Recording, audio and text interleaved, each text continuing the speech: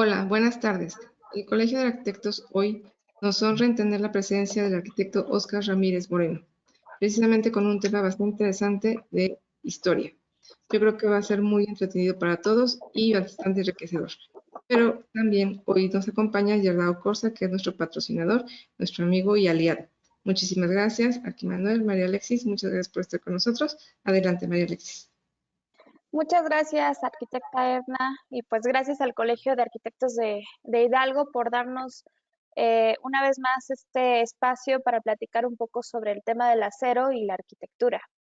Antes de comenzar con la plática de hoy, vamos a repasar un poquito sobre lo que hacemos en Gerdau Corsa y cómo podemos apoyarlos en el tema de sus proyectos. Y bueno, como ustedes bien saben, Gerdau es una empresa eh, que pues tiene presencia en el continente americano y aquí en México lo que hacemos es prácticamente una producción de aceros largos con 3 plantas productoras de acero y laminación, más de 1 millón de toneladas de acero líquido y 7 unidades de proceso de recolección y chatarra y también 2 centros de distribución. Los productos que producimos son pues perfiles estructurales que tenemos nuestra planta ahí en Sagún. Esperamos pronto poder hacer una ruta para visitar y conocer el proceso del acero. Y ahí fabricamos perfiles cierre desde 4 hasta 24 pulgadas de peralte. Tenemos también la planta de perfiles comerciales que está en el Estado de México, donde producimos perfiles como ángulo, canal, solera, cuadrado y redondo. Y por otro lado, pues nuestra planta de varilla que está en Tultitlán, ahí fabricamos pues varillas especiales de grado 42, 52 y 56 y pues cumple con las normas mexicanas y también estadounidenses. Algo muy característico de nuestra varilla es que la pueden identificar por la doble G que está grabada, así que si ven pues por ahí ese tipo de varilla pues es nuestra.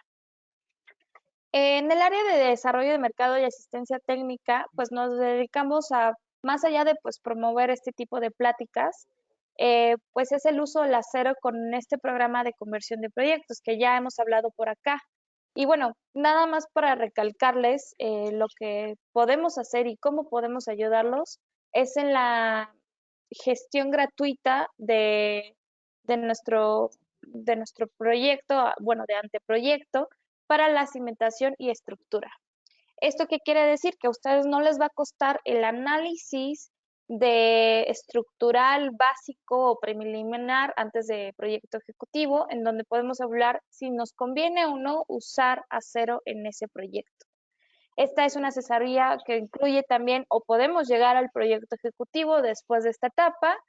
Hacemos un soporte también de elección de proveedores durante pues las etapas del proyecto, desde por ejemplo alguien que pueda montar la estructura, en el tema de acabados, en el tema de muros, tema de cimentación. En todo eso nosotros podemos traer a la mesa esos proveedores externos que pueden apoyar a agilizar el proyecto en acero. Y bueno, hacemos un acompañamiento en la ejecución de obra para poder orientar y apoyar a través de estos proveedores que ya les mencionaba. Este es un ejemplo de lo que hemos hecho por acá en el programa de conversión. Este es un edificio de aulas odontológicas ubicadas en la Ciudad de México, en la colonia obrera. Es un edificio contemplado en estructura de acero para pues, poner plantas libres prácticamente. Son ahí 5 o 6 niveles y es una estructura que pesa en total 60 toneladas. El beneficio aquí que vimos pues es que se puede construir muy rápido. El cliente quería eso prácticamente y que pues cumple con el tema sísmico que pasa muy bien y la estructura funciona y trabaja perfectamente. Y también lo que atendimos nosotros no nada más fue el apoyo del anteproyecto, sino que apoyamos con un porcentaje para el proyecto ejecutivo y asesoramos con un fabricante, que en este caso fue Felt. Otro tipo de proyectos más pequeños, que no necesariamente tienen que ser un edificio grande, es el tema de estructuras pequeñas como este pabellón, que fue el pabellón de Mextrópoli, la palapa gastronómica, que fue construida en Los Pinos. Y ahí nosotros también hicimos la propuesta estructural, en este caso con un material de ángulo, y al final pues pudimos dar una solución y en el cual pues también se otorgó una asesoría de acabados que fue en este caso pues Comex, el acabado que implementó. Como ven, pues podemos abarcar desde proyectos grandes a proyectos pequeños y creo que también la estética funciona muy bien en el tema del acero, también es algo muy importante para nosotros, así que podemos orientarlo en ese sentido, ¿no? Que el edificio pues sea también una pieza de arte. Aquí es un ejemplo ahora más como de datos duros en el tema de la propuesta, de que nos llegó una propuesta original en un edificio en concreto y la propuesta que nosotros realizamos en estructura de acero, aquí podemos ver cuál fue el ahorro en el material, cómo funciona muy bien en el tema de sismos y que pues podemos analizar juntos pues esta diferencia, ¿no? De cómo sería el concreto versus el acero. También mencionarles que estamos involucrados en el tema del arte, como bien saben, los pabellones de Mextrópoli, estuvimos haciendo una pieza para la exposición de Gorman O'Gorman y pues también estamos presentes patrocinando el premio de obra del año. Como ya saben, pues difundimos este tipo de pláticas, pueden visitar nuestra página web en donde ahí tenemos nuestra biblioteca digital, ahí pueden descargar los flyers de varilla, los flyers de pilotes, algunos artículos que puedan consultar en el tema de acero y arquitectura o algunos artículos que son más técnicos como diseño de conexiones, diseño de estructuras o cuándo es convenible pues usar una estructura de acero. Así que pues aquí tienen el código QR si lo quieren escanear. Si no, de todos modos, les voy a dejar en el chat la liga. Y pues invitarlos a que nos sigan en las redes sociales si no lo han hecho. Tenemos Facebook, YouTube, LinkedIn e Instagram. Y bueno, este es parte del equipo de desarrollo de mercado y asistencia técnica, que bueno, ya nos conocen por acá. Mi nombre es María Alexis Nando, les dejo pues aquí mi correo también, mi teléfono, por si quieren contactarme y que podamos apoyarlos en alguna asesoría en el tema de estructura en acero. Y ahora sí, pues pasamos a la plática que nos trae aquí Oscar. Ya conocen a Oscar, yo creo que no es necesario presentarlo de nuevo. Oscar es arquitecto, se dedica a dar rutas guiadas por edificios desde autor hasta época. Y pues bueno, hoy nos trae un tema bastante interesante sobre el Museo Nacional de Antropología por Pedro Ramírez Vázquez, que también usó mucho el acero en otras obras. Y bueno, Oscar, muchas gracias por estar aquí y pues adelante. Muchas gracias, María Alexis. Qué bonitas palabras. La verdad es que sí me gusta más cuando me introducen de una forma así muy rápida. Y pues claro, pues a todos ustedes muchos saludos. Es un gusto, es un verdadero privilegio estar aquí con ustedes. Ahora hablando de otro tema, ya abordando nueva temática, que esperamos se repitan muchas, porque hay muchas cosas que platicar. Bien lo decía Alexis, es que sí, de Pedro Ramírez, que después como que en otros edificios también utilizaba acero, a la que nos ponemos a analizar como que en el siglo XX las arquitecturas donde han no privilegiado, donde han utilizado de forma práctica o las estructuras sobre todo las de acero, pues no, entramos en un tema particularmente fascinante del que muy poco se habla y que también que no hay muchas cosas publicadas. Digo, no lo estoy haciendo el comercial a Dragón, que lo debo de hacer, pero bueno, vamos a mostrar mi pantalla y vamos a empezar porque traigo un montón de información. Asumo y espero que ahí estén viendo mi pantalla, ¿es cierto eso? Sí, adelante. Ahí están viendo ya mi presentación. Sí. Ok, voy a minimizar esto, entonces ya con esto yo solo veo mi pantalla y mi puntero y me arranco imaginando que están todos como que no los voy a... perdón, aquí no, ahí estoy, ya estoy. Voy a imaginar que todos no los voy a dormir hasta háganme señas cuando ya haya dormido a todo el mundo, por favor. Bueno, el Museo Nacional de Antropología es quizá uno de los edificios que no me gusta el gesto de pensar que hay edificios que son parteaguas, porque pues parteaguas, creo que solamente la Biblia lo mencionan con eventos cuando abrieron el mar en dos partes.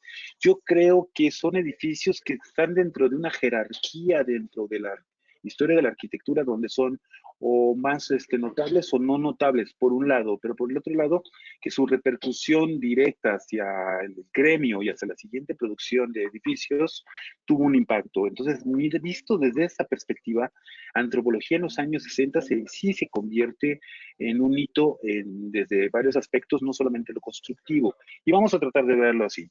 Esta charla y este empeño se trata de hacer una idea de un recorrido virtual, cosa que no es fácil en términos de pensar de que ustedes no conozcan el Museo de Antropología. Estoy básicamente convencido de que todo mundo, me parece que hemos ido al Museo Nacional de Antropología. Si alguno de ustedes no ha ido, cosa que, insisto, yo creo que es poco probable, pero sí que nos lo pongan ahí en el chat, sería muy interesante conocer conexión de red lenta me dijo aquí, pero espero que me escuchen bien y váyanme diciendo si todo va bien, por favor. Bueno, asumo, si llegara a sí, fallar, yo creo que mejor apaga tu bien. cámara y dejamos solamente la presentación, ¿vale? Ok, me parece muy bien, solo déjame encontrarlo porque aquí sí ya me perdí para que veas. A ver, dame un segundo, porque lo que me dijiste es como, ok, aquí está pantalla, Listo, perfecto. mostrar pantalla, pantalla principal, ay no, Ya, estamos viendo tu pantalla. no lo encuentro, en cámara web, ¿no? Ya se apagó. Ah, ahí la quité o lo puse ya, ok, dejar de compartir, ahí estoy, ¿de acuerdo? Sí, perfecto, Ok, gracias. buenísimo, ya lo estás viendo, ya estoy mirando la pantalla, perfecto, te agradezco mucho. Ok, entonces, si pensamos que esto como una visita virtual, se lo pensamos que como que tuviésemos la posibilidad de que yo lo lleve como grupos, pues lo primero es explicarle dónde está el museo. Y entonces, en dónde está el museo implica entender una de las zonas del poniente de la ciudad que tuvo su desarrollo en el siglo XX. Ese es un plano extraído de la Mapoteca Nacional Orozco y Berra, en el cual sustancialmente me interesa mostrar un par de detalles. Uno de ellos es algo que ya se tiene un poco en el olvido, que es el río de los Morales, que aquí lo vemos en su forma sinuosa, cómo corría desde el oriente hacia el poniente, o al revés, desde el poniente hacia el oriente, pero de la ciencia de los Morales que aquí se encuentra, se desprenden ciertos terrenos que ahora corresponden a la muy famosa y conocida Colonia Polanco. Colindante con la Colonia Polanco se encontrará el llamado Bosque de Chapultepec, que propiamente sería el dicho canal del río de los Morales el que lo estaría dividiendo. En otro de los planos, en este caso de 1909, por ahí así, vemos la Ciudad de México, que aquí configurada en un centro histórico chiquitito, y hacia el poniente la parte del castillo, pero sobre todo la parte del río de los Morales, que era uno de los pocos ríos que tardó en morir en un acercamiento, que aquí lo vemos que ya está más consolidado Chapultepec como parque, pero la parte norte correspondía, bueno, en principio de cuentas estaba dividido en dos partes. Actualmente esto es la Avenida Reforma que tuvo su continuación, pero en un principio no era tanto así.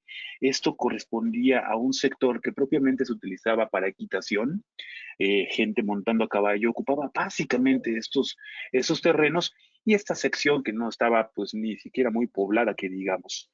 El río de los Morales ya vemos cómo intersecta y se comunica, es como parte del límite fronterizo hacia la parte norte. En otro de los planos, 1910, pues nuevamente, ¿no? Llama la atención cómo la colonia Cuauhtémoc, que es la otra vecina, se va desarrollando, y todo esto es para entender un poco qué es lo que sucede con esta ciudad, porque vemos que es una de las extensiones donde propiamente la ciudad no creció directamente hacia ahí, sino que se fue gradualmente poblando y tuvo estratégicamente una urbanización gradual. Y esto es interesante e importante porque entendamos que Chapultepec se convirtió después de la Alameda, en el siglo XX, en el lugar donde las familias y todos pues irían de paseo.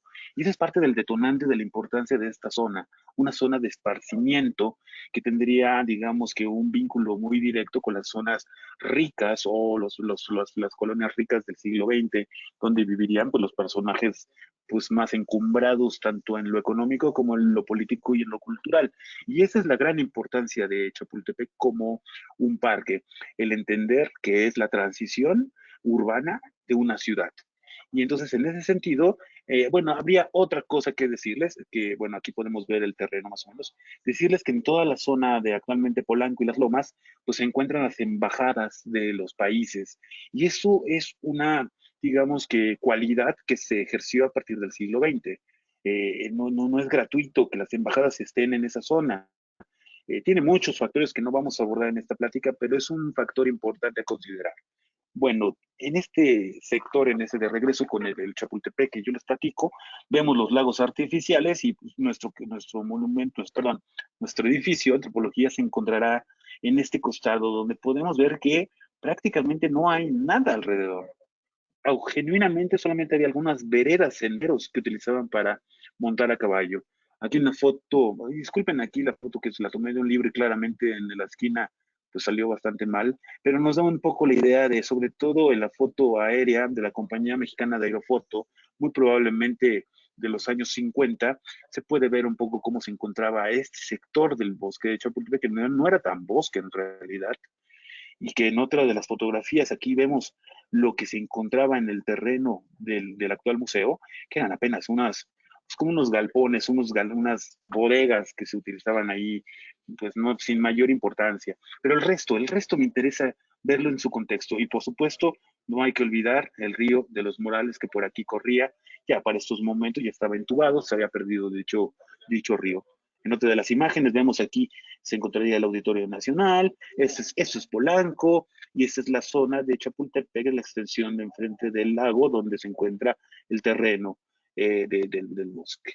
Eso ya se tenía este terreno, y que en un principio cuentan, ya lo puedo decir como de forma anecdótica, que en realidad este predio estaría destinado para poder construir el edificio de relaciones internacionales, relaciones exteriores. Se pensaba en algún momento construirlo en este punto de la ciudad.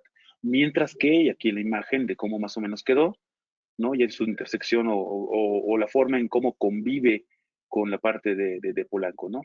Y por el otro lado, bueno, se tenía esta idea, ese es uno de los puntos.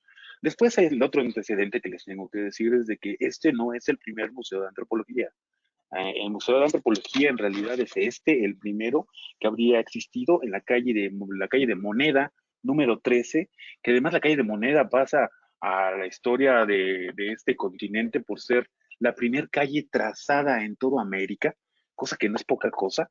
La primer trazo urbano de todo el continente, imaginarán que es esta calle, sería el costado norte del Palacio Nacional, y que en su parte ya exterior, la parte posterior hacia el oriente, pues vemos esta casi olvidada fachada del predio de la calle de Moneda número 13, donde en 1865, ni más ni menos que Maximiliano de Habsburgo, habría destinado este sector del llamado Palacio Nacional o del conjunto del Palacio Nacional para albergar un museo dedicado a mostrar la riqueza arqueológica del pasado mexicano, el pasado mesoamericano, del cual aquí se rescatan algunas imágenes de cómo eran dichos espacios, en los cuales se dieron a la tarea de poder reunir una serie de muebles, de mobiliario que pudiera exhibir a manera de aparador una serie de piezas que tenían desde el principio, se dieron cuenta que habría que diferenciar clara y de forma que fuera muy nítida la forma de diferenciar los objetos que iban a mostrar,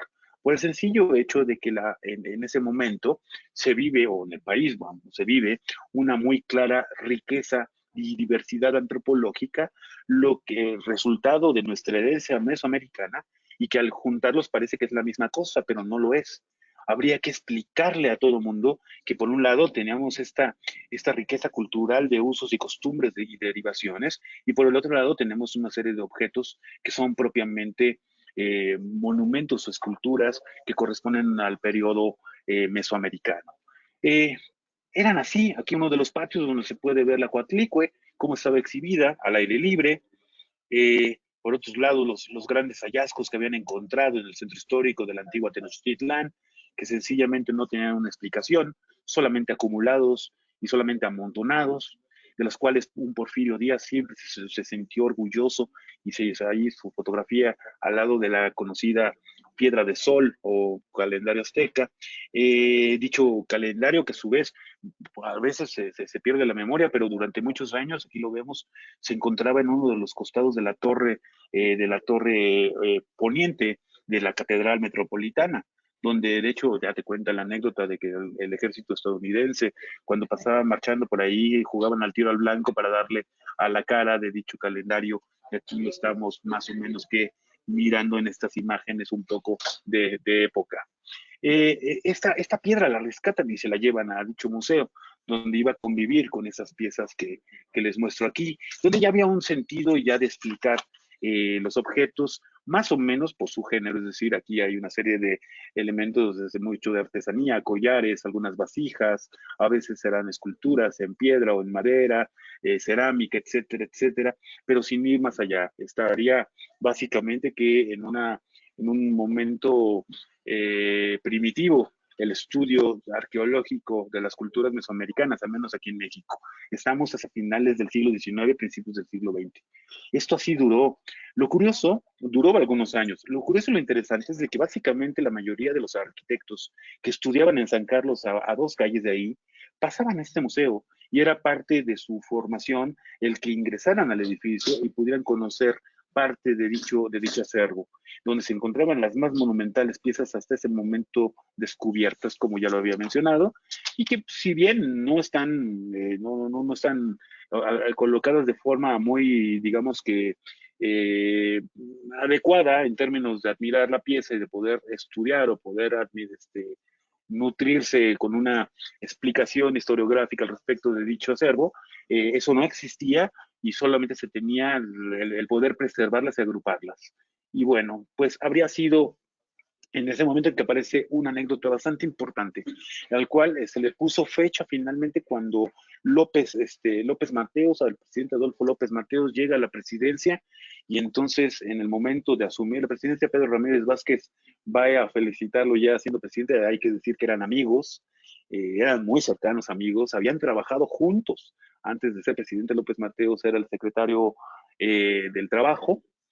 Ahí conoce a Pedro Ramírez Vázquez, se hacen muy amigos y en algún momento el que iba a ser futuro presidente le preguntó a Pedro Ramírez acerca de que en la arquitectura, los arquitectos siempre pensamos que la obra más emblemática que un arquitecto puede aspirar a construir es una catedral o un edificio prominente, pero sobre todo una catedral o una iglesia.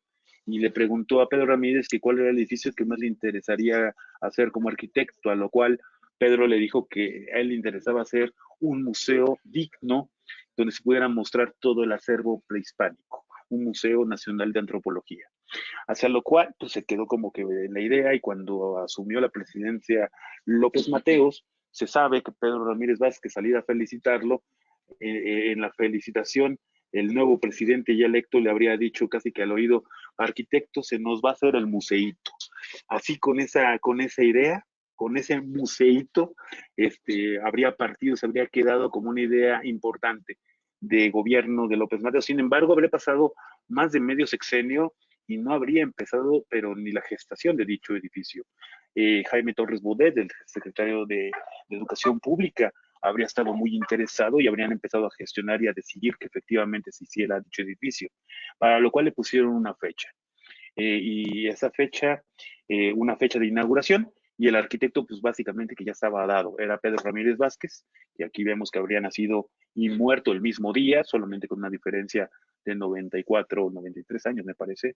Sí, no, 94 años de diferencia habría vivido el arquitecto Pedro Ramírez, que, bueno, aquí en una de sus imágenes de caricatura más famosas, donde claramente no solamente lo caricaturizan, sino pone lo emblemático que fue este personaje.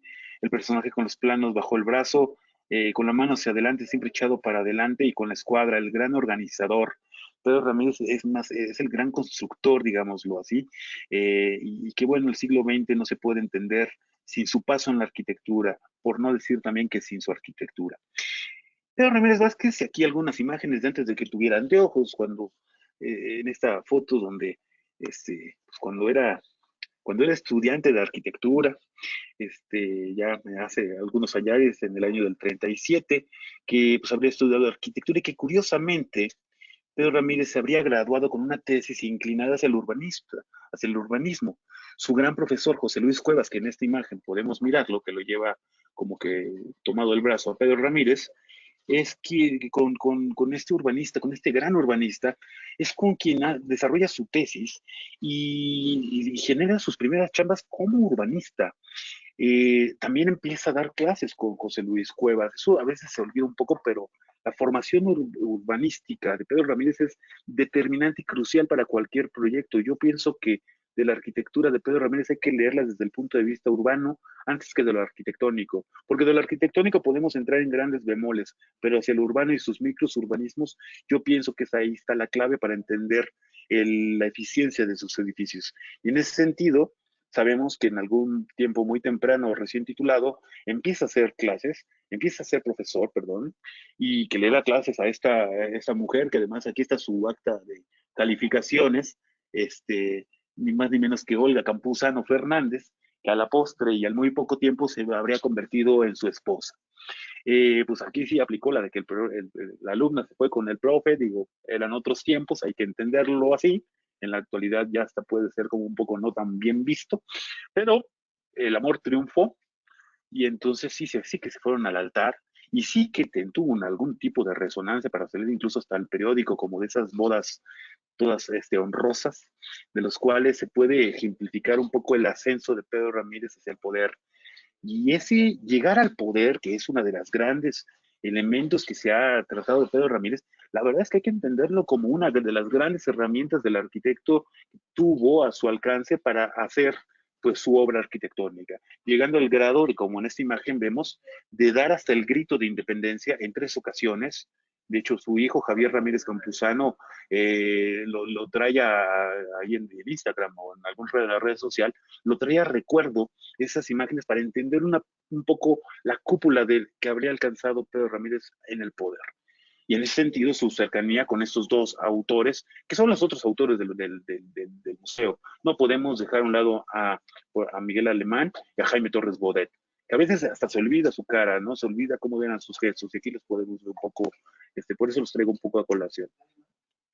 Por el otro lado, hablaba yo del tema de la decisión de poner embajadas en la parte poniente de la ciudad. Había otro proyecto que en el año del 64 estaba desarrollando, entre el 62 y 64, que es este que vemos aquí, corresponde a los talleres del ferrocarril de Buenavista, que ni más ni menos que al retirarlos, al modificarlos, habrían generado un proyecto de otro arquitecto llamado Mario Pani, conocido como Tlatelolco.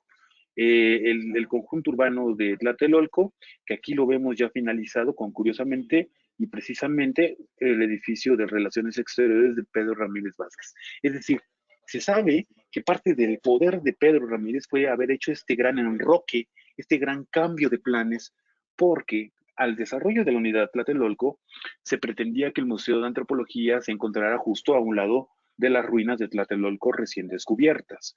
Eso era lógico. Le ibas a mostrar al mundo cómo estaba floreciendo tu pasado mesoamericano, tendrías que tener el museo a un costado de las ruinas y los estudiantes y técnicos tendrían a la mano, a su alcance, pues las ruinas para poder trabajar y estudiar y ahí difundir.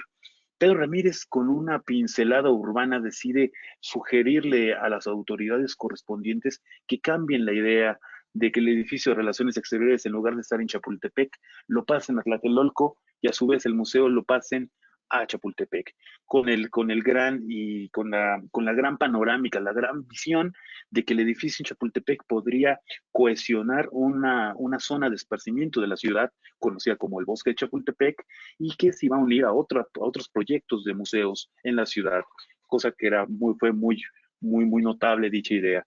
Para lo cual se juntó primeramente con Jorge Campuzano, que aquí lo vemos en esta foto, que era su gran socio de la mayor parte de sus obras arquitectónicas, al igual que con Rafael Mijares. Y bueno, entre los dos desarrollan un proyecto para el museo, que aquí lo vemos en su maqueta.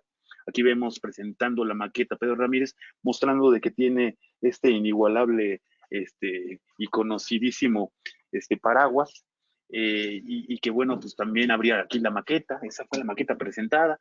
Era un edificio completamente cubierto por medio de un paraguas. Así fue el concepto y así lo habrían presentado, de lo cual hay que decirlo que la maqueta no destaca tanto en realidad de la maqueta como conjunto visto desde la planta alta, digamos, desde el cielo, pues no es tan potente y tan notable. Algunos dibujos de apuntes y mostraban a un museo que se caracterizaba por tener esta cualidad de ser un conjunto cerrado hacia lo urbano, hacia la calle, que tuviese una serie de vegetaciones y de agua como envolventes en todo su perímetro y que hacia el interior se pudiese contener, digamos, el espacio de exhibición de las piezas. Aquí otra de las fachadas, la fachada principal, donde se puede ver propiamente la decisión de que del acceso principal no sea frontal hacia la circulación de la calle. Y eso fue también otro elemento innovador para poder realizar este edificio.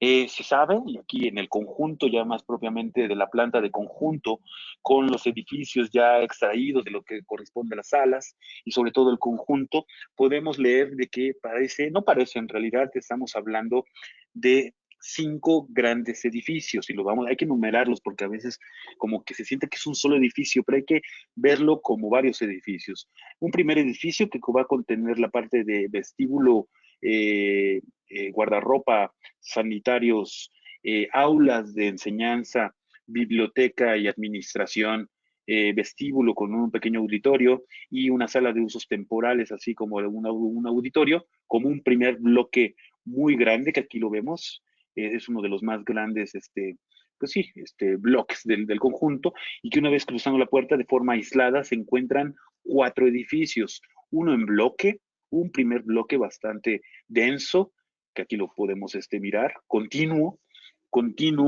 que parece una sola sala, pero que son varias, un segundo edificio con mayor jerarquía ocupando la parte central del conjunto y un edificio complementario que se va a intersectar, digamos que cerrando la herradura o el ciclo de lo que correspondería a las salas. Sin embargo, este edificio en realidad son 2. Estaría interrumpido por una escalinata que conduce hacia una cafetería a la parte de la zona del sótano y estaría dividiendo a un último edificio de 2 salas.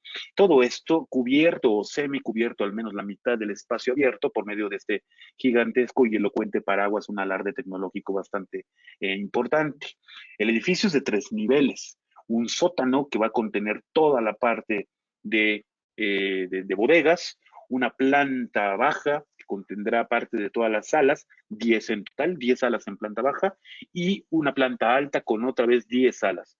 Se refleja haciendo un espejo por abajo y por arriba, 10 salas abajo y 10 salas arriba, pero que van a estar íntimamente y estrechamente vinculadas. Todo esto tenía fecha de entrega y era ni más ni menos que el 17 de septiembre de ese año del 64, año en que concluía su mandato Adolfo López Mateos, y la hora también estaba especificada. Eran las 9 de la mañana en el cual tenía que entregar el museo. Y entonces aquí el gran proyecto de Pedro Ramírez consiste en que él decide, él se convierte en el gran organizador de varios edificios convertidos en uno solo. Estamos hablando de un arquitecto que formó 20 equipos de trabajo que iban a desarrollar una especie de concepto de 20 pequeños museos.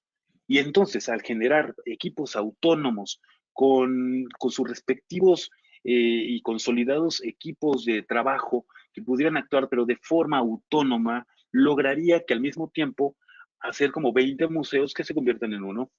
Y ahí la grandeza de este arquitecto, por el lugar, supo relegar. Es el gran ejemplo de saber relegar para poder concluir. Y entonces, dentro de un esquema piramidal del gran jefe que será el presidente de la República, y cómo se va a ir, digamos que, irradiando el poder hacia abajo, de forma piramidal, insisto, pues bueno, pues el relegar el poder logró la eficiencia y la eficiencia así para llegar a tiempo, cosa que nunca había pasado en México y que ya se sabe que los arquitectos siempre entregamos, pero más que tarde, entregamos siempre muy mal y tarde, y Pedro Ramírez con un dejo de posibilidad, decir que como si estuviéramos ahí, que querían demostrarle al mundo que esto era posible y demostrar de una vez por todas que los arquitectos también éramos capaces de poder hacer esto. Y eso es parte de la gran disciplina de Pedro Ramírez, que era verdaderamente una fiera, era verdaderamente un tipo muy, muy disciplinado y muy interesante en el sentido. Después lo arquitectónico que aquí vemos el cuadrángulo de las monjas de Uxmal, donde podemos ver que es un edificio del conocido falso arco maya, pero que en la parte frontal pues es una especie de un friso gigantesco que funciona como remate del acceso de una planta, de una primer planta, de la cual Pedro Ramírez dice, pues ¿para qué estamos buscando hacer algo si nosotros ya lo tenemos construido? ¿Para qué estamos inventando algo que lo tenemos en nuestras manos? Y decide tomar claramente la proporción exacta a manera de reproducción de este cuadrángulo para transportarlo a su arquitectura interior, no la exterior, a la arquitectura interior. Y entonces con todo el dejo, sin mayor reparo de que hasta las gárgolas, absolutamente todo se lo habría copiado tal cual para traducirlo ahora en esto. Y entonces claramente el brinco de un punto al otro hace que se haga la diferencia entre la jerarquía y la importancia de este edificio. ¿Por qué el paraguas? Sencillamente por una broma que se le ocurrió a Pedro Ramírez, una broma muy de la época posmodernista de la historia de la arquitectura, en la cual se tomaban elementos y se construían de forma lúdica. Lo que él dice es de que la idea es de que el museo pueda funcionar para entrar y salir constantemente de sus salas, y para ello surge el concepto de generar un patio central en el cual puede poder converger cualquiera de todos los visitantes en algún momento de que quieran descansar. Se entiende de que los museos, él estudia perfectamente bien una serie de ejemplos de museos en todo el planeta y empieza a entender sobre todo las partes virtuosas de los edificios. Más allá de los mejores y copiar al mejor, lo que hizo fue entender cuáles eran las carencias de los museos para no repetirlas en este museo. Es decir, buscó cuáles eran sus problemas y encontró un edificio en el cual, pues lo vamos a ver en corte ahorita, poder converger sobre todo en que el usuario pueda entrar y salir del edificio cuando le plazca, y para eso el gran articulador del espacio central como manera de patio.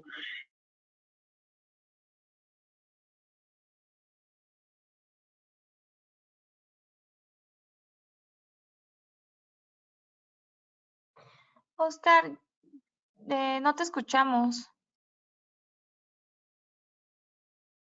Tiempo, Pedro Hola, Ramírez, hola. al mismo tiempo. Ay, hola. No sé quién dijo hola, pero pues hola. Ya, ya te escuchamos. Adelante. Uy, ya, ¿me escuchan bien? Sí, Dejamos de escucharte como 20 segundos nada más. ajá, te quedaste en la diapositiva anterior. En la diapositiva anterior, ay, permítanme. ¿Aquí? Sí. Aquí me quedé. Ok. Bueno, decía que que la idea del patio como el articulador en el cual el usuario puede estar entrando y saliendo de la sala, del edificio, en el momento en que se sienta fatigado por la cantidad de información que ahí está recibiendo. Esta idea cómoda de hacer que el usuario no tiene que ver todo el museo de un recorrido, sino que está en libertad de poder accesar a lo que más interés le genere, es una forma pues muy ordenada sobre el edificio, y decía que la broma era que el patio central, pues el inconveniente que le veían era que cuando lloviera, pues se iban a mojar todos, sobre todo en la transición de la entrada hacia las salas. Y Pedro Ramírez, con un gesto de broma muy postmoderna, dice, bueno, si se van a mojar, que lleven paraguas, y pues resultó que el edificio tiene paraguas.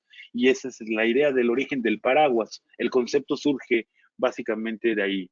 Pero además después ya se volaron un poco la cabeza diciendo que es un paraguas que además le cae agua.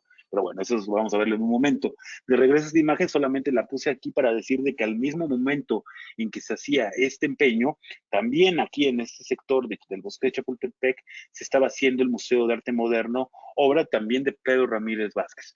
En esencia, Pedro Ramírez en ese momento, en esos años, estaba realizando 21 museos, que no es poca cosa, considerando que son 20 museos o 20 salas, o 20 pequeños museos de antropología. Y eso es bastante notable.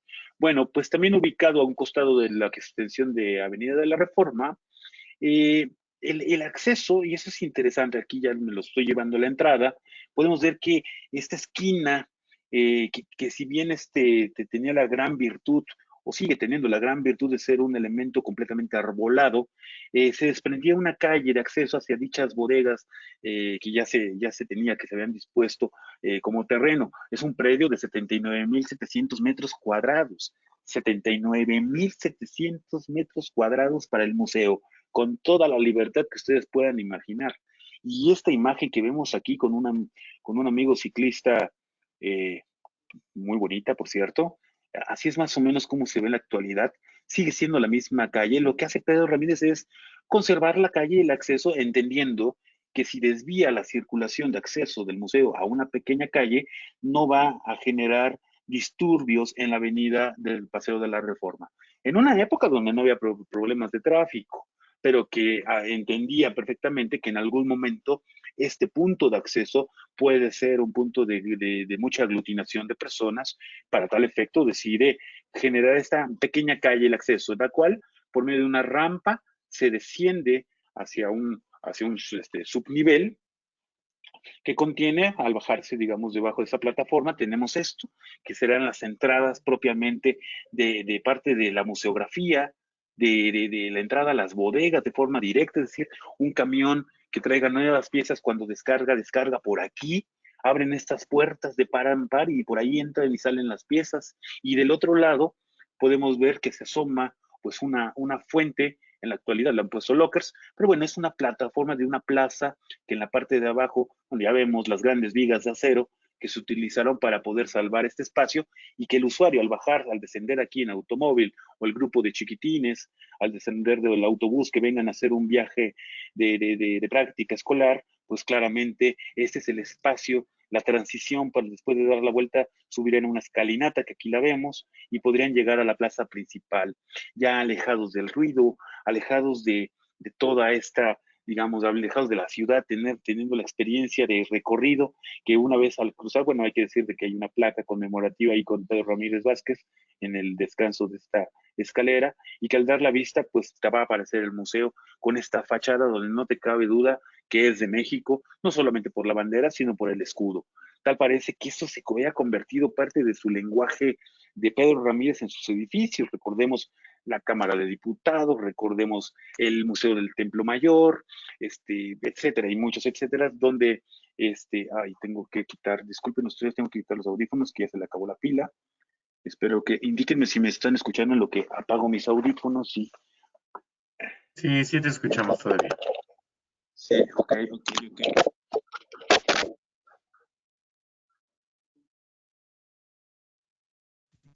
Espero que sí. ¿Me escuchen ahí? Sí, sí te escuchamos. Bueno, pues ya está. Está medio accidentada técnicamente esta charla, La vez pasada estuvo más amable, ahorita ya me estoy teniendo problemas técnicos. Bueno, pues les decía del acceso principal, del cual la gran fachada alejada de la circulación para contener una buena cantidad de personas. Hacia la parte tonal, llegando desde la Avenida de la Reforma, eso es lo que vemos, apenas una plaza que no tiene pues, mayor chiste, por así decirlo, y que en la actualidad se ha llenado de puestos de todo tipo, de alimentos y de juegos y de nada que ver con el museo, pero son puestos que ahí están del comercio informal, que me parece simpaticísimo que hay un puesto de museo de antropología, que nunca he sabido de qué se trate, pero que eso es parte del contexto del peatón cuando llega, ¿no? Y que al final van a converger en la misma plaza, que es esta. Aquí ya va a converger el peatón que vendrá del transporte público, así como el que vendrá en automóvil o en grupos.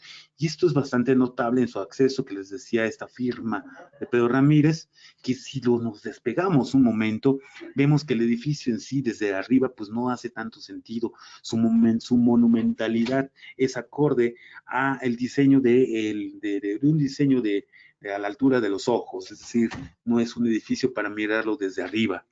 y de ahí saltan todas las preguntas cuando vamos desde arriba. Bueno, cruzando esta puerta, ya los detectores de metales, el gran vestíbulo con una poesía de Jaime Torres Bodet, que parte del precursor del museo, al fondo podemos ver la sala de usos múltiples, el gran vestíbulo que contiene un pequeño auditorio con un gesto bastante singular en el hecho de es un auditorio enclavado en el subsuelo y que te permite a los grupos entrar y a su vez salir ya directamente hacia el patio del museo, y que al mismo tiempo esto funcionaría como una especie de templete para poder dar discursos hacia el interior del vestíbulo o hacia el exterior del edificio.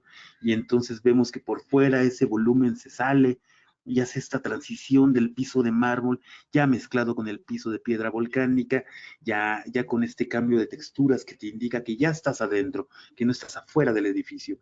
Esas transiciones que hacia lo monumental es como que aquí ya te alcanzó a abrigar el paraguas, y es interesante esta lectura arquitectónica que casi nunca se da, y que vemos que el gran espacio del claro salvado, pues lógicamente tendría que ser salvado solo únicamente con estructuras de acero que a su vez tenían que estar recubiertas completamente para poder dar ese efecto de diáfano, ese espacio sin columnas, ese espacio que claramente te va a sobrecoger al momento de entrar, y que vemos que la circulación después de llegar al guardarropas y después de llegar a una posible introducción a lo que sería el museo, pues se va a conjugar todo hacia un solo acceso donde se encuentra la taquilla, y en su actualidad unas pequeñas puertas te va a derivar hacia este gran espacio del patio. El conjunto, que aquí lo vemos, ya lo dije un poco, la plaza principal con su acceso cubierto por el paraguas, y el museo pues tendría un recorrido en forma de herradura. Sus salas en un principio, que aquí las vemos, manifestadas de una forma si ustedes notan incluso la proporción de las salas, es bastante peculiar en términos de que son muy, muy similares todas. Sin embargo, en el corte, aquí se puede apreciar de mejor forma, podemos ver que lo destinado hacia la zona de bodegas, es parte de aquí está la llegada de autobuses, aquí está la plaza de acceso principal, y noten cómo se da esa secuencia de servicio completamente, que se pierde un poco aquí en el corte, pero que toda la planta del conjunto sería propiamente para las bodegas de servicios del museo. Y aquí se puede leer un poco cómo las salas a su doble altura hacia el interior tienen la posibilidad de tener conexión directa hacia el exterior por medio de jardines, o hacia el interior, hacia el patio, en los dos sentidos, siempre privilegiando el gran claro. Y que aquí habría surgido la idea del paraguas desde un croquis de Pedro Ramírez, pensando en un elemento de una sombrilla, pero una sombrilla que tuviese escondidas sus elementos estructurales y que funcionara como un hito estructural, decirle al mundo que estas cosas se estaban construyendo. En la actualidad, esto es lo que tú te encuentras cuando vas a entrar a la sala. Te dan este pequeño folleto del tamaño muy pequeño, pero que te explica qué contiene las salas. Y eso es interesante, casi siempre nadie sabe de qué se trata el museo. Dicen, no, bueno, sí, es que siempre que voy nunca alcanzo a ver ni la mitad, ¿no? O sea, se quedan como en un primer recorrido las primeras 6 salas, que es la sala mexica, o ya de plano llegan directamente a la sala mexica y después se brincan a la sala maya, pero después hay un conjunto de cosas que se les pierden. Lo interesante de este esquema del plano de las salas, que además lo tomé apenas el fin de semana que me pude dar una vuelta por el museo, es que ya te sugiere cómo entrar y salir del edificio. Y eso es muy interesante dentro de las museografías, porque la museografía de cada una de las salas es un universo por sí mismo. Y después en la planta alta, claramente, ya no existen estas salidas hacia el contexto, pero sigue siendo una secuencia de herradura. Y entonces, ¿esto cómo se traduce en la arquitectura? Bueno, pues se va a traducir primeramente que este gran conjunto de varios edificios habría que ser desplantado en este terreno, donde les decía que había como unas bodegas, que no había nada, aquí lo vemos. Van a hincar unas torres que van a ayudar a mover este material. Se hacen las primeras visitas al terreno con un Pedro Ramírez por delante, con el presidente alemán y toda la comitiva. No sé qué tan contentos iban porque o tenían miedo de tropezar, la verdad, pero llama la atención que todos están viéndose abajo, caray. Bueno, pues después de las visitas se da la remoción de terrenos para poder hacer las cimentaciones bastante importantes, que ya empezaron a hincar zapatas corridas, zapatas de concreto armado con secciones grandes de varillas para poder contener muros portantes de concreto armado. Ese es básicamente el sistema constructivo, y que ya en algún momento ya pues daban permiso ahí de que ya no había pasos. Disculpen ustedes las molestias que le ocasiona esta obra, que es maravilloso el letrero, donde ya había una simulación de ciertas piezas como el Tlaloc, que aquí lo vemos. Y aquí podemos ver un poco cómo se da esta configuración mixta de edificio, constructiva del edificio. Tenemos la doble altura, eso es como una sala, esa es una sección de una sala, donde tenemos ciertos elementos de concreto armado que son portantes de la estructura de la cubierta de acero completamente en todo el edificio, y que eso permitía los grandes claros hacia el interior en diferentes medidas. Lo museográfico sabemos que son las medidas de 3, 6, 9, 12 y hasta 15 metros de área libre. Esto en una museografía internacional por las piezas que se manejan en el interior. El tema es que esto era una colección fija, pero necesitaba tener toda la capacidad museográfica de movimiento para las grandes piezas de gran formato. Podemos ver además también la incursión de constructiva en este caso de las gárgolas, del sistema pues, lógico para solventar el abatimiento del agua, pero que se convierte en uno de los elementos importantes de la fachada. Muros, pues como lo estamos viendo, comercialmente hablando, pues eso es técnicas muy convencionales en realidad, nada extraordinario, y que así cada uno de los equipos iban desarrollando ya el conjunto que aquí vemos, donde de forma independiente desarrollarían la gran estructura del vestíbulo y por supuesto el paraguas, que hacia el paraguas, que aquí lo vemos, una vez salvada la construcción de la gran columna de concreto armado con una muy prominente, digamos, cimentación hacia el subsuelo, hay que decir que todas las pilas que colocaron, que habrían hincado en el terreno, no son propiamente porque el terreno sea malo. Claramente esto era un lago, pero esta es una zona no tan mala del subsuelo. Lo que sucedió fue que lo tenían que irse muy profundo por volteo y evitar que por volteo esto fuese a colapsar. Esa básicamente fue como si fuera una raíz de un gigantesco árbol. Y que vemos que una vez construido la columna, fueron desarrollando y montando, subiendo esas estructuras que fueron prefabricadas en sitio, digamos, montadas en sitio, llegando los perfiles de acero, propiciando sus respectivas uniones por medio de soldadura, y fueron ensambladas para después tener unas traves secundarias que van así hilando y uniendo todo el espacio de dicho paraguas. Esto se traduce en más fotos, por ejemplo, aquí vamos a verlas, algunas constructivas.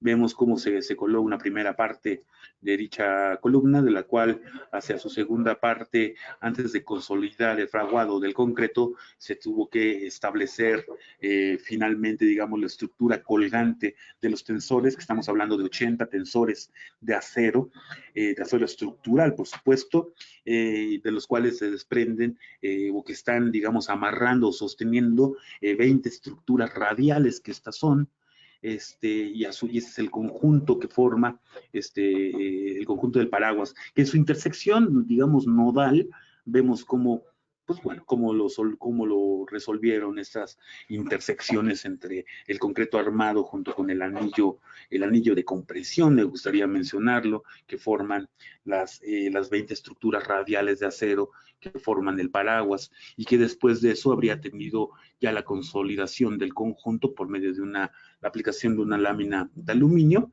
y por la parte superior, por supuesto, toda la consideración para la bajada de aguas pluviales que se da hacia el centro de la columna, por no mencionar de que en el foso de dicha columna, pues se habría desarrollado prácticamente el sistema de una fuente que ya se planeaba estuviese recubierta y tuviera un motivo simbólico de la presencia de un paraguas que llueve por dentro. Es como una broma de mal gusto, es como un paraguas, es una broma de humor negro, diría yo, no de mal gusto, el gusto, eso da igual la época, no, es una broma sarcástica de humor negro. al edificio le hizo un paraguas donde te va a llover dentro del paraguas. Es maravillosa. Muchos extranjeros siempre se ríen con ese tipo de cosas, pero el tema no es el reírse. A mí me gusta la idea de reír. El tema es el espectáculo que genera dicho elemento. Bueno, pues una vez ya consolidados, ya terminados, aquí vemos cómo se ejecutó ya el recubrimiento. Que mientras iban colocando las láminas y que iba ocultando toda la estructura, ya se tenía un andamio donde se estaba colocando todo el recubrimiento, un recubrimiento realizado por dos hermanos muy notables, sobre todo uno de ellos, José y Tomás Chávez Morado, estos escultores maravillosos que habrían desarrollado todos unos motivos vinculados a, bueno, pues al agua y a lo que implica metafísicamente el agua en la cultura mesoamericana, y que esa es parte de la representación del Tlaloc. Aquí en alguna de las visitas de Pedro Ramírez, con todo el mundo estaba pero vuelto locos mirando este tipo de estructuras que aquí vemos casi consolidadas, y que al final, el resultado final, aquí lo vemos, que claramente es un espectáculo de los más asombrosos del edificio, diría yo. En una de las cartas de Chávez Morado que se pudo, que aquí lo vemos, nunca lo vemos quién es Chávez Morado, aquí lo vemos, una carta que le manda Pedro Ramírez Vázquez, bueno, hablando del tema de la titularidad, de la autoría de dicho paraguas, que se convirtió quizá en la parte más notable del edificio, y un Pedro Ramírez donde las fotos oficiales siempre se fotografiaba en su orgullo del gran paraguas que quitaba el aliento. Y no es poca cosa. Hasta la fecha, asómense al Twitter del museo, todavía sigue presumiendo estas fotos de gran dimensión, extraordinarias, de todas las vistas posibles, habidas y por haber. Y ese es el aspecto, ya dando la vista radial, y pues ya después de dar la vista radial, pues vamos a entenderle cómo le llegamos al museo. El museo hay que entenderlo que se divide en tres partes, que realmente serían cuatro. A ver, ¿cuál es? La parte 1 es la planta baja, que son las salas que pueden ser continuas, es decir, tú entras en una sala y puedes caminar por todo el interior y hacerlo como si fuera una sola sala. Si tú decides, puedes salir al exterior, en la cual todo el exterior se convierte en un jardín envolvente de prácticamente todas las salas. Después habría un tercer momento, que es la planta alta, que eso es básicamente la parte de las salas complementarias y el patio. Bueno, pues de regreso aquí lo que les estoy mostrando, pues podemos ver, ¿no?, como dicho comportamiento de las salas, y que básicamente hacia el exterior podemos ver que así se comporta. Aquí les platicaba de las gárgolas. Se da el acabado final del edificio, y que te permite tener estos grandes lumbreras, y que permite en el contacto exterior hacer un paseo donde va a haber maquetas que te vinculan para explicar parte de los conjuntos. A veces son maquetas que te explican parte de una cultura, en este caso la teotihuacana, o en otros, aquí en otra de las perspectivas, donde de forma bastante libre se invade, digamos, el jardín en ese exterior del edificio. Es decir, no compite, parece que ni siquiera estuviera. Tú puedes caminar por el museo y ni siquiera descubres que hay como patios exteriores, pero también la idea ayudaba muchísimo, la idea de tener estos grandes claros que hacia el interior podemos ver que genera estos contactos con el exterior bastante importantes, y que en un momento dado se podía desmontarle toda la herrería y que formar para los montajes, y que son muy notables estos vínculos constantes hacia el bosque y hacia su vegetación, de los cuales en otros de los costados hay representaciones, a veces como en este caso de una pirámide, piezas, un juego de pelota que no siempre todos los visitantes los descubren, o en el caso de Rina Lazo, que ella era una guatemalteca que tuvo contacto con Bonampak y fue discípula de Diego Rivera, estudió en la Esmeralda, y la contrata Pedro Ramírez porque era amiga además de la hija de Diego Rivera, y entonces le contratan para poder hacer la reproducción de las pinturas de Bonampak, que además reproducen el edificio completo, y entonces genera este edificio, esta parte al aire libre, donde habría unas reproducciones muy sólidas y claras de unas partes, en este caso la malla, donde pues sería prácticamente imposible traer el edificio completo, y de ahí a la necesidad de poder mostrar el edificio en una reproducción para entender su escala real, pero también haciendo cosas como esta en una de las oquedades, el muy clásico y célebre espacio hacia el inframundo, donde reprodujeron no solamente explicar cómo se hacían los entierros, sino además la tumba del rey Pacal, ¿no? Y esa es una de las grandes y memorables momentos del museo. De regreso hacia el exterior, pues bueno, las reproducciones notables, y el otro complemento hacia el costado sur del edificio, donde se encuentra en el área abierta y por supuesto la cafetería. Esto pues ya en esta intersección que tienes de exterior e interior del edificio, y que en uno de los rincones, ya hacia la calle, casi nadie sabe que se encuentra la oficina del director del museo y las áreas académicas y vinculación y algunas maquetas. Esto se encuentra al lado de la cafetería, bajando esta escalinata casi luego del acceso principal. De regreso hacia el interior del museo, destacan las reproducciones de pirámides de escala 1 a 1, digamos, en lo que cabía. Pero aquí, regresando un poco hacia la parte de cómo fue construido, el hecho de cubrir toda la estructura con este plafón, plafón laminado y perforado, que representa un chalchihuitl, que así se le conoce, que sería este motivo de referencia directa hacia los mexicas, pero que permitía poder controlar y moderar todo el sistema de iluminación que va a iluminar las piezas, porque entendemos que las piezas sencillamente se colocan en el espacio de una forma no arbitraria, pero sí sueltas en la gran altura, en la doble altura, etcétera, etcétera. Aquí vemos un detalle de cómo se da dichas plafones, que además algunos están ya con el paso del tiempo, ya se están con abolladuras, ¿no? Y esto es de una lógica museográfica en las cuales puede cambiar el sistema de iluminación, pero no es problema porque puedes claramente quitar tus paneles, quitar el plafón y trabajar libremente, porque la estructura incluso está visible, hasta por mantenimiento. Es una zona, es una forma muy sobria de poder resolver en este caso toda la museografía o toda la parte técnica de cómo iluminar un museo, que no es poca cosa. La sala mexica, que es la sala más prominente, hacia el fondo, que aquí la vemos, donde están esta constelación de luminarias por todos lados, que permite, pues bueno, de una forma muy buena, iluminar las piezas para mirarlas. Que esta es la sala, esta sería la sala, digamos, la cereza del pastel, donde estaría la piedra del sol, etcétera, etcétera, etcétera. Los espacios que generan claroscuros, que son muy propios de la cultura mexica, que se traducen en la arquitectura y pocas veces se puede leer de ellos. El sistema constructivo que te permite tener pero maravillosos juegos de luces en todos sus sectores.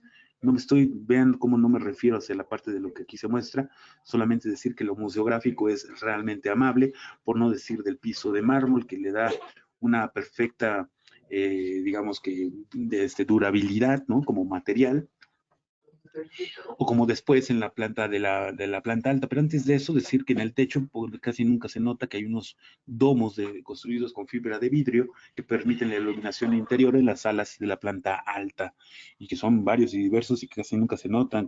Está como muy de moda también utilizar ese tipo de elementos, y que aquí vemos una de las imágenes que ya una vez construida la estructura, y ahí mientras se construía el paraguas, pues toda la planta alta, una planta libre, que así habría sido el resultado final de su construcción, haciendo que el gran aporte, el piso de parquet en la planta alta, que entre otras cosas tiene la gran amabilidad de permitir que su mantenimiento sea muy sencillo, y que eso en términos de museografía es muy, muy adecuado para todos los movimientos que eventualmente se pueden dar en el museo.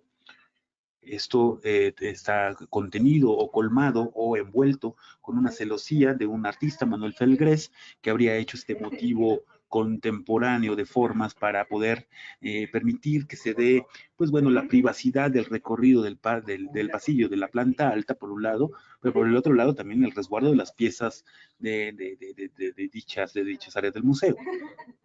Aquí vemos algunas imágenes de cómo interactúa dichos acabados, y vámonos con algo que casi nunca dicen, toda la cantidad, la constelación de de artistas que participaron en la primera museografía del museo. Es el entendido, y es otra época, debemos de leerlo así, es el entendido de una época donde no había sistemas de cómputo, donde era difícil colocar algunos videos o proyecciones que complementaran la información del museo, y que se dan a la tarea de contratar a renombrados pintores o artistas para hacer intervenciones en las salas. Y entonces, por ejemplo, un Carlos Mérida, que aquí lo vemos trabajando en su intervención, esta es su intervención en el museo, en la planta alta la podemos encontrar. Es una verdadera joya que Carlos Mérida tenga ahí una pieza. O Matías Geritz, que este encumbrado artista que habría tenido un mural que además se adhiere hacia todo lo que se exhibía en planta, en esa sección del museo, con estos textiles sinuosos, que es un mural que da la vuelta, bastante singular. O Rufino Tamayo, que en el acceso principal, en uno de los costados hacia el auditorio, en la sala de usos temporales, tenemos esta gran escultura de un formato pues muy, muy, muy grande.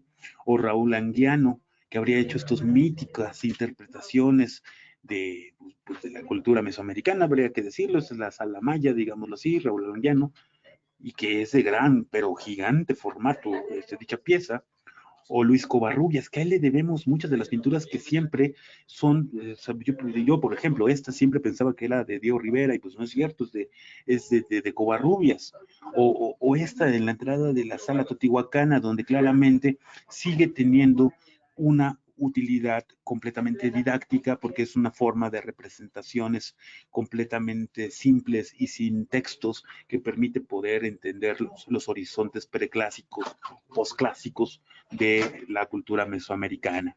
En este caso, la sala Teotihuacana, pues esto es casi mítico para todos quienes hemos ido desde niños a dicho museo. Siempre nos dan la explicación de la entrada del museo. Esa es una de las primeras salas, y pues bueno, pues del señor Covarrubias esta pintura, o de Leonora Carrington, que habría desarrollado, aquí vemos ella trabajando en su mural, que también es otro de los grandes murales de gran formato y que se pierden en el olvido. Les decía de Manuel Felgueres, que habría hecho la celosía que envuelve el primer nivel, pero también ya de forma posterior, en el 2014, habría reconfigurado la reja que da hacia la calle con un zompantli, o con una idea de zompantli por medio de las calaveras abstractas, en un trabajo de herrería, que lo más notable, al margen de la expresión artística, que no me quiero meter en esos juicios, hay que decir de que regalaron o dotaron de una gigantesca y continua banca en todo el perímetro del museo, y eso le da una calidad y un valor bastante más importante.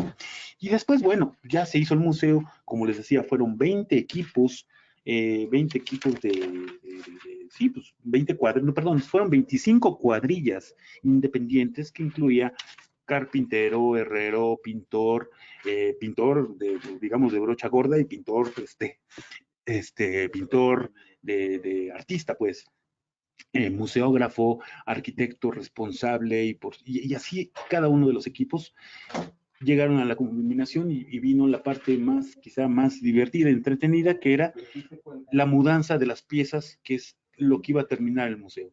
Y entonces empezaron a llegar las piezas que iban a llegar de todo el país, que no fue poca cosa. Entonces, desde Chuck Malls hasta la mudanza que se dio desde que era el Museo Nacional, en este caso de la Piedra del Sol, donde fue verdaderamente un día de fiesta. Así la envolvieron, la transportaron por medio de este gran camión que vemos, una cosa así, anduvo paseándose por la ciudad, toda la gente se detuvo casi que a ovacionar dicho movimiento. Aquí lo vemos en el acceso al museo, donde claramente lo que yo mencionaba de que el tener libres todo el vano de los grandes ventanales te permite la manipulación de las grandes piezas, y que esa foto es bastante simbólica y interesante, porque nos permite ver cómo eran las bodegas de materiales de los albañiles, de los trabajadores en el desarrollo del museo. A veces son de esas memorias que se pierden al término de la construcción, pues se demuele, ya no queda memoria, pero toda la forma en la cual los trabajadores interactuaban, imaginen ustedes, es como si habláramos de 25 obras al mismo tiempo, con sus respectivos jefes. Imaginen ustedes lo que ha de haber sido las dinámicas de alimentación, de la raya de todos los trabajadores el sábado, por ejemplo, o de las visitas encumbradas del presidente, etcétera, etcétera. esa manifestación de obra, esa vida de obra, siempre resulta muy nutritiva, digamos, o va formando el edificio en sí mismo. Y bueno, qué bueno que se guardó esta memoria. Y por supuesto la Sala Mexica, donde casi ya terminada, pues ya se tenía que mudar, en este caso la Piedra Sol, que ahí fue donde ya llegó, y que en su actual estado ya sabemos que se encuentra más o menos así, y que el resto de las salas, pues bueno, habría tenido esta primer museografía. Ahí hay un trabajo que pues, será cuando lo hagamos presencial, si quieren le dedicamos más tiempo de poderles mostrar cómo era la primer museografía y cómo evolucionó, y cómo fueron dando los cambios, porque es algo muy digno de entender de una forma, digamos, sin recursos tecnológicos, cómo evolucionó a lo que tenemos al día de hoy, y no se hizo de un solo golpe, se fue haciendo por ciertas áreas. Por ejemplo, la más notable fue la Sala Maya, que tardó un montón de años en estar cerrada, ¿no? Que no la abrían al público, y es una de las joyas de la corona de dicho museo, y pues estuvo cerrada sencillamente por el tema de una nueva museografía, que no es, pero insisto y repito, no es poca cosa. Y la parte mexicanísima de tener ahí hasta el mariachi despidiendo las piezas que se iban mudando, aquí pues parece un Tlaloc, me parece, la madre tierra, no lo sé, ahí entrando por medio de grúas, o la Coatlicua que parecía piñata ahí entrando a la sala mexica, o las simulaciones que en algún momento se pensaba que pues, se podía tener la escultura del Tlaloc ahí, y que después claramente la colocaron hacia el exterior, y que además esta pieza del Tlaloc, muy, muy famosa, bastante conocida, que no habría estado, la habrían traído del Estado de México, y esto, bueno, hay todo un mito acerca de por qué surgió, pero sabemos que este era su lugar original, cerca, digamos, de Texcoco. Ahí se encontraba esta pieza, era el orgullo del pueblo, y que se supone que Miguel Alemán, cuando en sus viajes de aventuras juveniles, tenía conciencia de esta foto, y él habría dicho, pongan y lleven esa pieza, y todo esto porque la original iba a ser una pieza maya, que al final ya no pudieron traer, fue imposible, y era riesgoso colocar una pieza maya que se iba a erosionar por la contaminación, o que no iba a tener una perspectiva adecuada, solamente la traían por su monumentalidad. Deciden cambiarla por esta pieza del Tlaloc, que se convirtió en toda una odisea por el peso de la pieza. Ya se me escapó aquí el tema de cuántas toneladas son las que pesa, siempre lo tengo, pero ahora se me fue. Bueno, ni modo, solo decir de que así era el aspecto, así lo transportaron en esta proeza donde tenía seguidores, se convirtió en toda la hazaña en la Ciudad de México haber traído esto, y que llovió además, ¿no? Pero que una vez ya traída la pieza y colocada, se dio el cortar el listón, porque efectivamente, y con toda la puntualidad, después de 19 meses sin falla, el día 17 de septiembre a las 9 de la mañana, 9:05, si ustedes gustan verlo así, se habría dado esta fotografía de un Miguel Alemán entrando al museo junto con Pedro Ramírez y Jaime Torres Bodet entrando en la comitiva de entrada. Hay una anécdota que vale la pena decirles, se las voy a platicar rápidamente. Resulta que un día antes de la inauguración habría llegado le llaman comisarios, los comisarios museográficos de algunos museos europeos, en particular me parece que fue el de Nueva York, el del MoMA. Se habría dado una vuelta por el museo un día antes de la inauguración, esto en la tarde, y cuando llegó habría visto una serie de lodo y de tierra, y habría visto que no se habían terminado la jardinería, y entonces, pues un poco espantado y sobre todo decepcionado, habría hecho el comentario con la gente que lo recibió en Palacio Nacional, diciendo que era una verdadera pérdida de tiempo que lo hayan invitado a un edificio que ni siquiera tenía la posibilidad de inaugurarse a tiempo. Y entonces, alarmado, el presidente le llama a Pedro Ramírez y dice, oiga, pero me dicen que van muy mal los trabajos. Y le dice, pero yo no veo que sea lo mal, porque pues yo dije que mañana inauguro y mañana inauguramos. Dijo, pues bueno, pues disponga de todos los recursos que usted necesite para poder llevarlo a cabo. Y Pedro Ramírez solicitó ni más ni menos que a todo el cuerpo de bomberos de la Ciudad de México y a todo el cuerpo de limpia de la ciudad, que además los instaló en el Auditorio Nacional, y que por la noche llegaron las comitivas de dichos con los camiones y con las mangueras, y con eso lavaron todo el museo y terminaron de colocar toda la jardinería. Y dice Pedro Ramírez, casi de forma casi cínica, pero sí como anécdota divertida, que prácticamente Él estaba entrando al edificio, inaugurándolo, cortando el listón, y los equipos de limpieza iban saliendo por la parte trasera del edificio.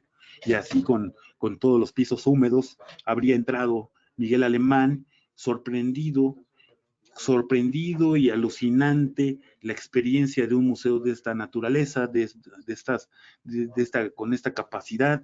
Todo era alegría, y lo más importante, un edificio que habría sido construido en 19 meses, lo que se pensaba que no se podría lograr con ningún arquitecto.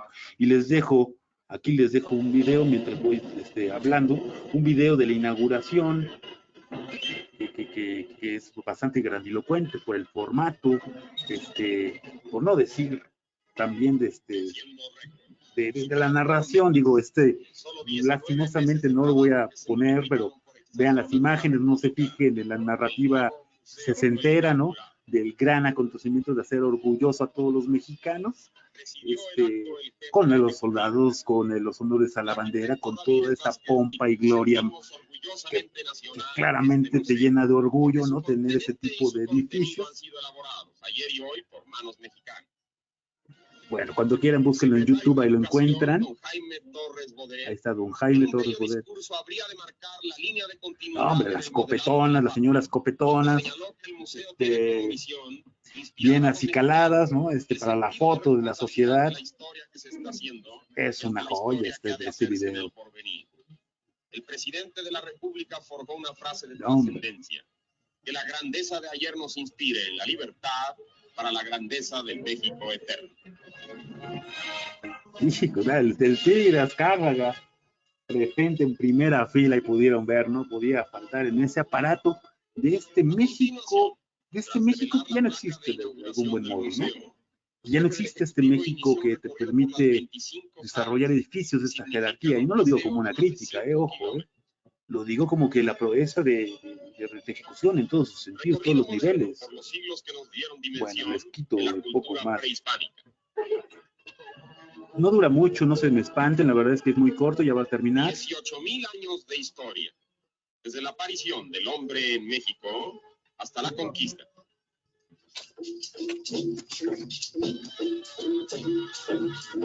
Palacio Blanco de mármol. Aquí está escrito: valor y confianza ante el porvenir hallan los pueblos en la grandeza de su pasado. Mexicano, contempla. Bueno, pues ya la parte. Al otro día, primera plana, la inauguración del Museo Nacional de Antropología, guardando esa memoria, y que nos deja esta imagen, quizá con el otro emblema del museo, que sea el cuerpo de agua, con esta reminiscencia o esta memoria que te evoca a cómo era el pasado del lago de la Ciudad de México, donde incluso le habrían puesto la vegetación de la zona típica de dicho lago, y que después en algún momento de la vida se desbordó en una vegetación muy grande, y que ahora vemos que este es el aspecto actual, luego de una intervención que pudieron hacer para rescatar dicha fuente, dicha evocación. Aquí, bueno, esta es una evocación de la parte de la restauración que ha tenido últimamente, y solamente decir que hacia la salida, pues no se pierdan. Lástima por la foto, disculpen ustedes la calidad de la foto, que es terrible, pues la tienda, ¿no? Como todos los museos que contiene este momento importante de tienda, en el cual te puedes llevar una parte del museo más allá de la fotografía, donde puedes conseguir el libro que te va a permitir entender lo que no pudiste entender en su momento, porque la experiencia del museo es una, y lo que tú aprendas de una cultura es otro momento, y a veces estas tiendas son el gran momento en el cual te permite, pues, llevarte algo. Me interesa mucho que cuando lo visité recientemente, no te encuentras más que un solo libro del museo como edificio, ¿no? Y también un poco como museográfico, pero un solo libro, un libro que además te cuesta 2,500 pesos y que ya te quedan como 10 ejemplares, lastimosamente. No hay más que un solo libro del museo, y esta joya que pude comprar por 30 pesos, que es una maqueta, que así te la venden, como de esta antigua añoranza de las pegatinas de al menos cuando yo iba a la primaria, hace cuántos, unos 5 millones de años, y que ya armado, aquí lo vemos como cómo se encuentra el museo armado, que es como una especie de broma muy chistosa al respecto del museo, y pocas veces se tiene. Vean la desproporción del Tlaloc, que es más grande que el museo en sí mismo, pero bueno, queda eso como una especie de broma. Con Pedro Ramírez Vázquez así con la mano abierta como el gran organizador, pues les agradezco infinitamente, espero que no los haya dormido y muchísimas gracias. Voy a prender mi cámara ahora sí para estar escuchándolos a ustedes, claro que sí. Hola, Arqui, pues no, muchas gracias, la verdad, muy interesante la charla. Que pues no sé qué pasó, que nadie tuvo ninguna pregunta. Yo creo que todo el mundo está... Sí, sí entendí, sí hizo la tarea. Tranquilo. No está nada mal, qué bueno.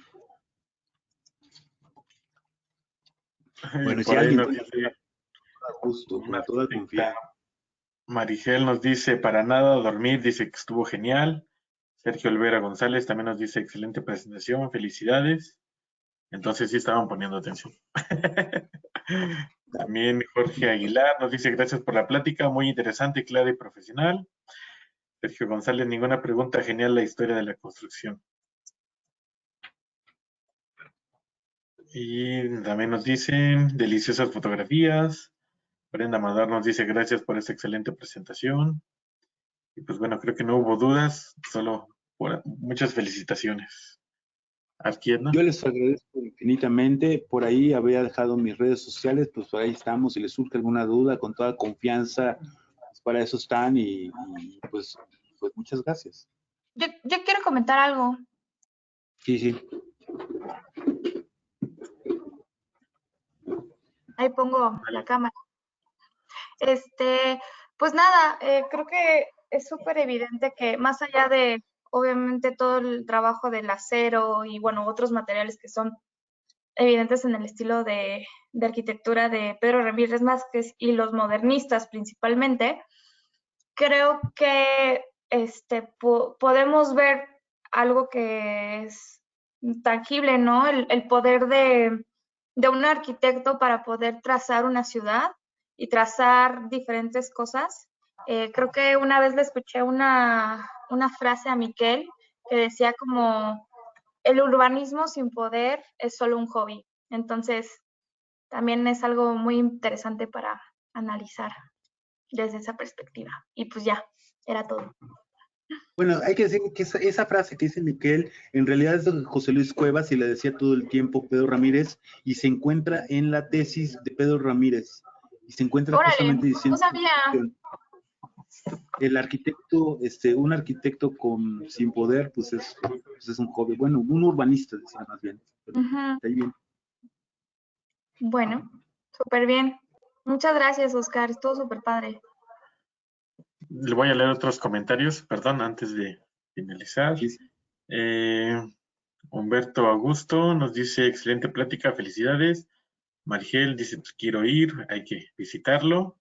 Deyanira Higuera nos dice, estuvo excelente la ponencia, muy clara y recordar mi adorada ciudad de DF o Ciudad de México. Jorge Aguilar dice, podemos contar con el archivo. Noria Jimena Aguilar Esteves, excelente recorrido, las fotografías, explicación estructural, muchas gracias, me quedo con las ganas de visitarlo próximamente. Hugo Amezcua nos dice, plática muy interesante a través de los años y sobre todo las bondades del acero en su brutalidad. Marigel nos dice, hay que organizar un recorrido con Oscar. Claro, si Oscar no tiene tiempo. Y Juan Carlos López dice, excelente presentación. Ahí más bien díganle a esta Alexis si ya nos ponemos de acuerdo, nos organizamos y vámonos todos, claro. Ahora, después a mí me ha tocado unos, hay que decirlo, me ha tocado unos episodios muy divertidos ahí en antropología porque hay una serie de guías calificados, ¿no? Que están certificados por el INA, el INA, para estar en el museo y es un negocio y es una forma de vida de todos ellos. Entonces me ha tocado llevar grupos donde me ponen muy difíciles. Le digo, no, espera, yo les voy a hablar del edificio, yo no voy a hablar de las piezas. Y entonces como que ahí como tienen algo muy raro, porque ni ellos mismos entienden o te hablan tanto del edificio, siempre se remiten Y es lógico al gran valor del acervo, que es espectacular y es impresionante y que nunca terminas el museo, ¿no? Pero bueno, el día que vayamos, pues hay que hacer una cartita antes. Alexis, ahí toma nota y pues vámonos con todo gusto. Yo encantado pongo, ahora sí que póngale fecha y ahí estamos. Y María Alexis huyó. Aquí estoy, no me he ido. Ahí así la Decía, dormí. No, pues te haremos la petición. No será broma. Yo creo que sí sería excelente ir con Oscar. La verdad es muy entretenida la charla y pues es una buena oportunidad para poder revisitar otra vez el museo, que realmente a veces un día no alcanza para visitarlo todo. Es Sí, ¿no? inmenso. Aquí Nunca lo termina uno, jamás. Siempre llega uno a la mitad y de ahí ya no pasa uno porque ya está uno muerto ahí en el patio central. Sí, vamos Sí, a uno llega a ponerle la fecha. por eso es de que pusieron las piedras de sacrificio en la sala mexica que está a la mitad, ¿no? Ya llegas, terminas para recostarte ahí, hacer lo propio en las piedras, tal cual, sí, sí, sí. Pero es un cansancio no físico, es un cansancio intelectual porque el bombardeo de información es muy notable, ¿no? Sí, Sí, sí. efectivamente. Sí, vamos a ponerle fecha. Y ahora sí vamos a programarnos con ustedes para que podamos ir. Claro que sí, a la orden. Pues nada más Muchísimas que gracias. nos dejen hacer actividades presenciales. Ahí les avisamos. Perfecto, muchas gracias. Sí, ya tenemos dos cosas, María Alexis. La visita a la planta y el museo. Sí, sí, sí. Ahí la tenemos pendiente. Muchas gracias. Perfecto, entonces, Buenísimo. perdón, muestro mi pantalla. Aquí ya lo tengo en pantalla. Ya, listo. Súper. Perdón, se me cambió. Un pequeño reconocimiento al arquitecto Oscar. Le doy lectura. El Colegio de Arquitectos de Hidalgo AC otorga el presente reconocimiento al arquitecto Oscar Omar Ramírez Moreno por su participación en la charla Museo Nacional de Antropología, recorrido virtual, a favor de la actualización de nuestros agremiados. Se firma en Pachuca de Soto Hidalgo a 28 de febrero del 2022. Firma la arquitecta Ana Cerón García, presidenta del colegio en el periodo 21-23. Muchas gracias. Arqui. Caray, pues muchas gracias por su atención, por esto y por todo, y pues nos vemos pronto, próximamente ya será que nos podamos estar encontrando, que nos permitan las pandemias, que así sea. Muchas gracias a todos y tengan muy buena noche. Primero Dios, Gracias. muchísimas gracias. Excelente ponencia. Gracias a todos. Muchas Buenas gracias. noches. Buenas noches.